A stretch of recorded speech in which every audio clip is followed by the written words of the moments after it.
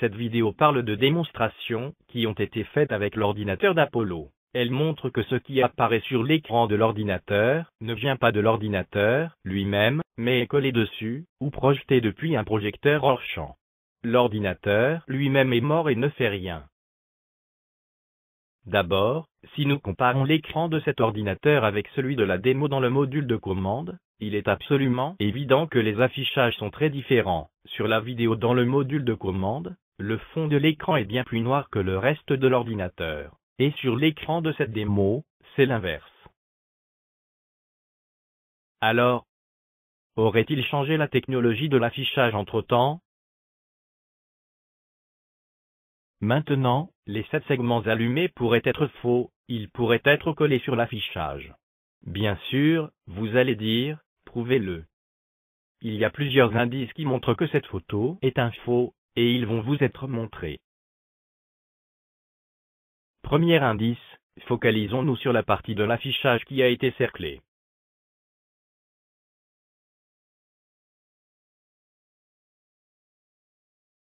Voyez la barre horizontale du signe, plus, elle touche le chiffre 0 sur sa droite. Sur un affichage électroluminescent, les chiffres sont bien séparés et ne peuvent se toucher. Second indice, sur la gauche de l'unité d'affichage, nous voyons le câble qui la connecte à l'ordinateur. Focalisons-nous sur la partie qui a été cerclée.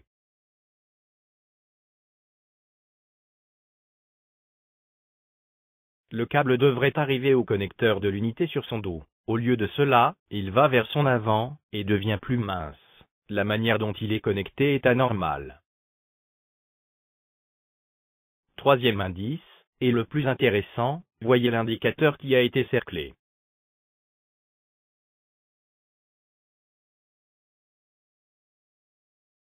Cet indicateur est l'indicateur temp, et est l'indicateur qui indique que la température du membre stable de l'IMU, la plateforme gyroscopique, est hors limite.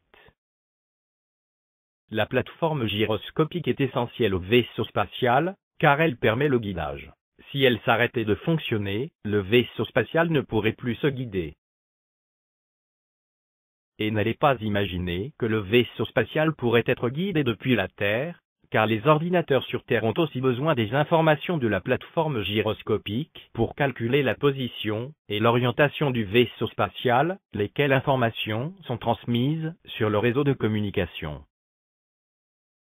Vous pourriez dire, cela ne prouve pas que cela pourrait aussi se produire pendant une mission lunaire, car l'ordinateur pourrait avoir tourné pendant une longue durée quand cette photo a été prise. Nous ne pouvons pas savoir depuis combien de temps il fonctionnait quand cette photo a été prise.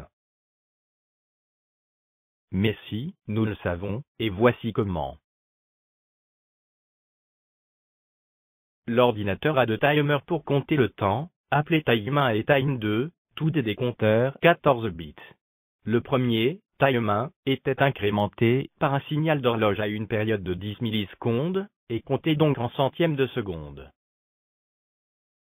Comme il a 14 bits, il pouvait compter jusqu'à 2 puissance 14 moins 1 égale 16 383. Au tic d'horloge suivante après avoir atteint le maximum, il était remis à 0, et en même temps incrémentait le second compteur time 2. Le timer time 2 était donc incrémenté tous les 16 384 centièmes de seconde, ou 163,84 secondes. Il comptait aussi jusqu'à 16 383. Les deux timers cascadés étaient équivalents à un timer de 28 bits, qui pouvait compter jusqu'à 16 384 fois 16 384, moins 1 égale 268 435 455 centièmes de seconde, ou 2 684 354,55 secondes.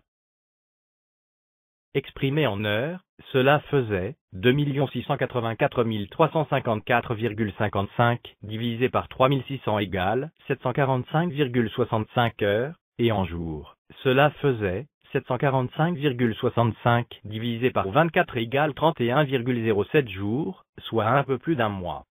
Cela va bien au-delà de la plus longue des missions lunaires. Il y avait deux manières d'afficher ces timers. Le verbe 16 permet de monitorer les données, c'est-à-dire d'afficher la donnée qui est sélectionnée par le groupe. Les groupes 36 et 65 correspondent à l'affichage des timers. La GC virtuelle montre comment le groupe 36 affichait les timers sur 3 lignes. La première ligne affiche les heures. La deuxième affiche les minutes. Et la troisième affiche les centièmes de seconde. La GC virtuelle n'est pas claire sur la manière dont le groupe 65 affiche les timers. En le lisant, on pourrait croire que le groupe 65 affiche les timers de la même manière que le groupe 36. Mais, dans ce cas, ce que nous voyons sur l'affichage serait faux, car nous ne voyons que 2 lignes d'affichage. Mais ce que nous voyons sur l'affichage n'est pas incorrect, car le groupe 65 affiche les timers différemment du groupe 36, comme on peut s'en assurer dans la documentation originale de l'ordinateur. La première ligne affiche les heures sous la forme XXX.XX. En fait, elle n'affiche pas le point décimal, elle affiche le timer double comme des centièmes d'heure. Cela représente la division du timer double par 3600, et peut aller jusqu'à 74 565. La seconde ligne affiche les secondes sous la forme XXX.XX. En fait, elle n'affiche pas non plus le point décimal. Elle affiche simplement le timer double comme des centièmes de seconde. Mais, comme 5 chiffres ne sont pas suffisants pour afficher le timer double, la seconde ligne affiche le reste de la division du timer double par 100 000. Elle peut aller jusqu'à 99 999. Alors, ce que nous voyons sur l'affichage est compatible avec ce qui a été dit. Il y a une corrélation entre les 2 lignes affichées qui va être expliquée. La valeur 133 affichée sur la première ligne correspond à un nombre de centièmes d'heure. Pour obtenir la valeur correspondante en centièmes de seconde, nous le multiplions par 3600, ce qui donne 133 fois 3600 égale 478 800 centièmes de seconde. Mais, comme elle change tous les 3600 centièmes de seconde, la valeur courante du timer double est comprise entre cette valeur et cette valeur plus 3599, soit entre 478 800 et 478 800 plus 3599 égale 482 399. Exprimé en modulo 100 000, en gardant les 5 chiffres les plus faibles, cela ferait pour la seconde ligne une valeur comprise entre 78 800 et 82 399. Maintenant, la deuxième ligne affiche 78 812, et est donc bien dans la plage attendue. Les 2 lignes sont donc bien compatibles. Cela prouve quelque chose en tout cas, l'ordinateur a fonctionné pendant 1,33 heures. La partie fractionnelle ne représente pas des minutes, mais des centièmes d'heure. En minutes, cela fait environ 20 minutes. Nous avons donc, maintenant la preuve que l'ordinateur tournait seulement depuis 1h20 lorsque la photo a été prise, et, en un temps si court, la plateforme gyroscopique a déjà des problèmes de température. Maintenant réfléchissez, si la plateforme gyroscopique surchauffe après avoir travaillé seulement un peu plus d'1 heure dans un environnement qui est plus ouvert que dans le vaisseau spatial, qu'est-ce que cela donnera quand elle devra travailler durant plusieurs jours dans l'environnement plus fermé du vaisseau spatial? Nous avons toute raison de penser qu'elle a de bonnes chances de tomber en panne et de laisser le vaisseau spatial sans guidage. Il existe une démonstration animée de ce très spécial ordinateur. Dessus, nous pouvons voir les digits changer, et donc ce ne peut être, comme suggéré, quelque chose comme du ruban adhésif fluorescent, juste appliqué sur l'écran. Toutefois, si nous comparons l'affichage sur cette animation avec l'affichage de la vidéo dans le module de commande, nous pouvons voir que la lisibilité des chiffres sur l'affichage de l'écran dans le module de commande est bien meilleure, à cause d'un meilleur contraste procuré par un fond noir au lieu d'un fond clair.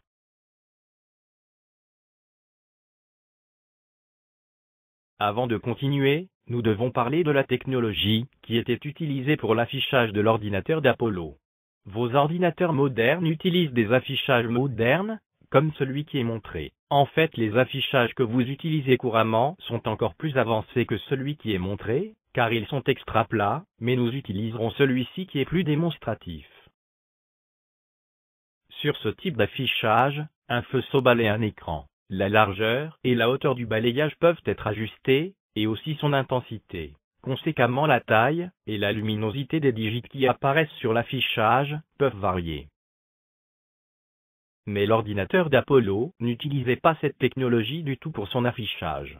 Il utilisait à la place une technologie bien plus simple, qui avait l'avantage d'être plus simple à commander et plus rapide, ce qui était important vu la faible puissance de l'ordinateur.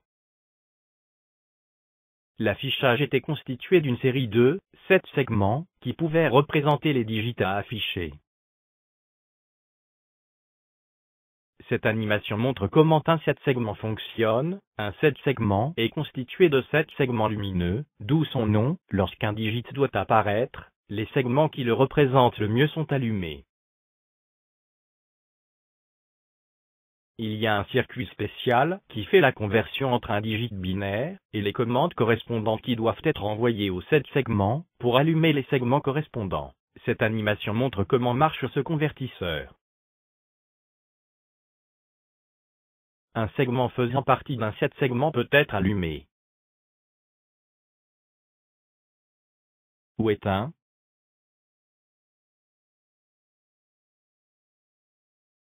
Mais il ne peut pas être à moitié allumé. Un 7 segments a deux particularités qu'il est important de noter pour ce qui suit.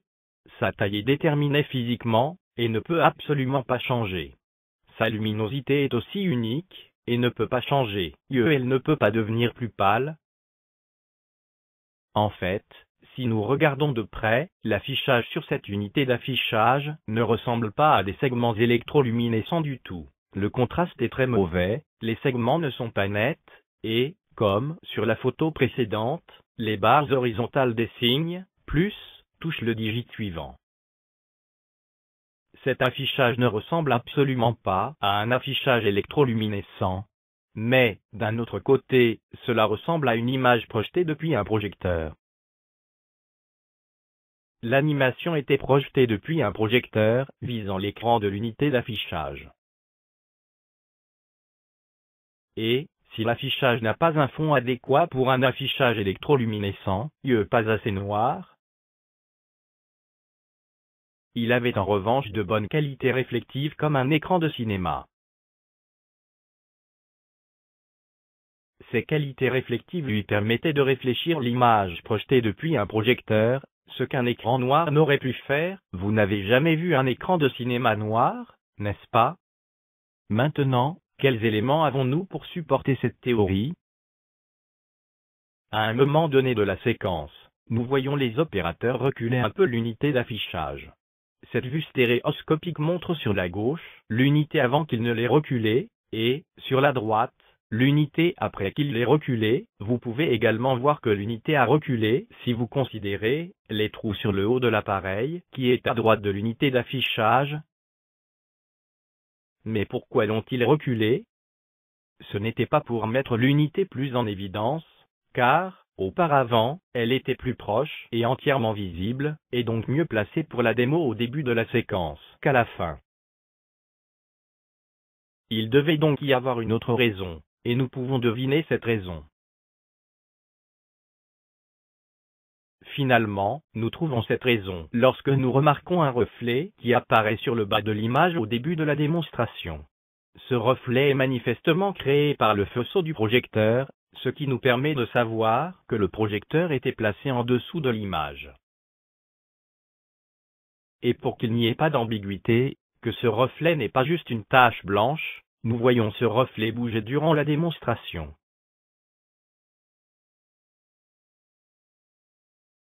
Ils ont donc reculé l'unité d'affichage, un peu pour obtenir une meilleure orientation pour le faisceau du projecteur, qui éviterait ce reflet. Et effectivement, nous ne voyons plus ce reflet après qu'ils aient reculé l'unité. Le fait de reculer l'unité permet aussi d'éviter le reflet du faisceau du projecteur sur la main de l'opérateur. La photo de gauche montre une image de la démo avant que l'unité ne soit reculée, et la photo de droite, une image après le recul de l'unité. La main a approximativement la même orientation sur les deux images. Sur ces gros plans, nous voyons que la bague que l'opérateur porte est plus brillante sur la première image, avant le recul de l'unité, que sur la seconde, après le recul de l'unité, en dépit du fait qu'il y a un doigt au-dessus de la bague, qui devrait l'ombrer. Sur la première image, nous ne pouvons voir le relief de la bague, alors que nous le pouvons sur la seconde. Il y a d'autres éléments d'évidence que l'affichage que nous voyons est projeté depuis un projecteur. En examinant les images échantillonnées, une par une, nous pouvons remarquer une variation de l'affichage entre images échantillonnées. Ce n'est pas très visible sur cette animation globale, mais c'est bien plus visible sur cette animation faite avec deux fenêtres, presque identiques de l'affichage, prises sur deux images échantillonnées consécutives.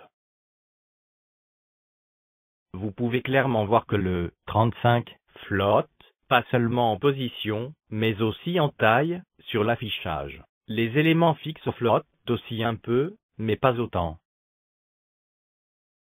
Ceci ne pourrait pas arriver avec un affichage électroluminescent sur lequel les segments gardent toujours la même taille. Au milieu du test d'allumage des segments, les digits du verbe et du groupe, les deux paires de digits au-dessus des trois lignes de données, deviennent soudain plus fades et plus brillantes à nouveau, alors que la luminosité des autres digits ne change pas. Cela ne peut arriver avec un affichage électroluminescent sur lequel les digits ont toujours la même luminosité. Un indice à nouveau que l'affichage est projeté. Vous pouvez dire, OK, mais l'opérateur doit presser les touches au bon moment, car, s'il n'était pas synchronisé avec ce qui est affiché, cela se verrait. Oui, mais l'opérateur savait à l'avance ce qu'il devait taper, le scénario était préparé à l'avance. Il pouvait y avoir un léger décalage entre ce que l'opérateur tape et l'affichage, mais ce problème était résolu comme expliqué ici sur cette animation ralentie.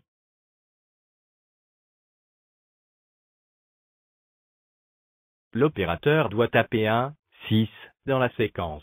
Il est un peu en avance sur l'affichage projeté, et il place donc son doigt sur le 6 et attend que le 6 apparaisse à l'affichage. Dès que le 6 projeté apparaît, il finit d'appuyer sur la touche. Cela ne prend que quelques fractions de seconde, de sorte que le spectateur ne remarque rien, et pense que c'est le fait que l'opérateur a pressé sur la touche 6 qui l'a fait apparaître, alors qu'il était simplement dans la séquence projetée. De manière à bien capturer ce que l'opérateur fait au moment où le 6 apparaît à l'affichage, la vidéo a été échantillonnée plus vite que d'habitude, soit 20 images par seconde au lieu de 10. Cette vue stéréoscopique montre deux images consécutives de la séquence échantillonnée. Sur la première, à gauche, le 6 est déjà apparu à l'affichage, l'opérateur réagit immédiatement en appuyant sur la touche 6. Mais, même s'il est très rapide, il y a quand même un petit retard dans sa réaction, et c'est pourquoi nous le voyons appuyer sur la touche 6 dans l'image suivante, à droite. Ce n'est pas très visible sur la vue stéréoscopique qui a été montrée, mais c'est bien plus visible sur cette animation, alternant l'image sur laquelle le 6 apparaît à l'affichage, étiqueté Before, en vert, avec l'image sur laquelle l'opérateur appuie sur la touche, étiquetée After, en rouge. Si c'était vraiment la GC qui affichait le 6, il ne pourrait apparaître à l'affichage avant que l'opérateur n'ait appuyé sur la touche. Sur cette image extraite de la séquence, l'opérateur utilise une technique spéciale pour améliorer la synchronisation entre ce qu'il tape et l'affichage. Au lieu d'utiliser simplement un seul doigt, comme il devrait normalement, il utilise deux doigts croisés. Il commence à taper avec le doigt de dessous. Si l'affichage change, il retire alors sa main, comme ce que nous voyons sur l'image, de sorte que nous voyons le doigt qu'il a utilisé pour taper la touche. Mais, s'il est un peu en avance sur l'affichage, il utilise alors son deuxième doigt, celui de dessus, et fait croire qu'il n'a utilisé que ce doigt pour taper sur la touche. En fait, cela explique pourquoi l'unité d'affichage avait ce type d'affichage. Ce n'était pas un affichage à cristaux liquides, C'était un affichage qui avait de bonnes qualités réflectives, pour afficher une image projetée depuis un projecteur, de sorte que l'unité d'affichage n'a pas besoin d'être une unité autonome, et que tout ce qui apparaissait dessus pouvait être simulé en projetant une image dessus. Maintenant, les truqueurs ont donné plusieurs indices que la séquence est simulée. 1. Il y a l'indicateur temp qui s'allume, comme sur la photo, après que la GC n'a tourné qu'à peine plus d'une heure et demie, puisque la première ligne du timer affiche 152, ce qui représente 1,52 heures, soit en fait 1 heure et 31 minutes, laissant de sérieux doutes sur la viabilité de la plateforme gyroscopique. 2. Il y a aussi l'indicateur RL, qui s'allume brièvement quand l'opérateur presse la touche 3, au lieu de la touche RL, qui est juste à droite de la touche 3, qui commande cet indicateur. Remarquez que cet indicateur ressemble à une main avec l'index levé. 3. Et il y a même un nouvel indice, qui n'était même pas sur la photo. À un moment, ils font apparaître les timers avec le verbe 16 et le groupe 65, comme expliqué auparavant. La donnée supérieure, centième d'heure, affiche 00152, et la donnée inférieure, 5 premiers chiffres des centièmes de seconde, affiche 45 723. 152 centièmes d'heure correspondent à 152 fois 3600 égale 547 200 centièmes de seconde. Cela signifie que la ligne du dessous devrait afficher au moins 47 200, entre 47 200 et 47 200 plus 3599 égale 50 799. Et elle affiche seulement 45 723, soit moins que la valeur minimale qu'elle devrait afficher. Et on ne peut invoquer un problème de temps de rafraîchissement, car la différence correspond à presque 15 secondes. Donc, cette fois-ci, contrairement à la photo, il n'y a pas de correspondance entre les deux lignes de données, et nous avons un nouvel indice que l'ordinateur déconne. Et, puisque nous avons fait une comparaison entre les deux affichages, regardez la différence impressionnante de contraste entre les deux affichages. Le contraste est bien plus mauvais sur la séquence animée que sur la photo. Il est tout à fait évident que l'affichage n'est pas obtenu de la même manière sur la photo que sur la séquence animée. Sur la photo, l'affichage n'est pas projeté, il était très probablement simplement produit avec du ruban adhésif fluorescent. Décidément, Apollo ressemble à un conte à dormir debout.